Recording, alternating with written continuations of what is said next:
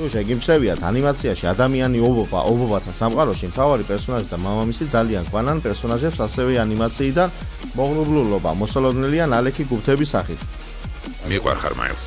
დარწმუნებული ვარ. უნდა მიპასუხო, მეც მიყვარხარ. მამა, სერიოზულად? მითხარი, გელოდები. რა უნდა გითხრა? მე შენ მიყვარხარ მამა. გაკვეთილზე დამაგვიანდება. მე შენ მიყვარხარ მამა. ყველა ჩვენ გვიყურებს. მიყვარხარ მამა. მამა, მე შენ მიყვარხარ. მიღებულია.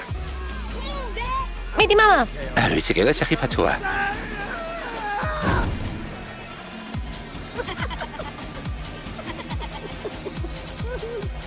ძალიან მიყვარხარ.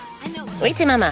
მაგას ყოველდღე მეუბნები. ერთ-ერთი თეორიის თანახმად ეს პერსონაჟები ერთი და იგივეები არიან, მაგრამ რეალურად ისინი სხვადასხვა სამყაროში ცხოვრობენ. და თუ გავითვალისწინებთ, რომ ორივე ეკრანიზაცია Sony ანიმაციისა და Columbia Pictures-ის ნამუშევარია, ინსპირაცია უკვე გასაგები ხდება.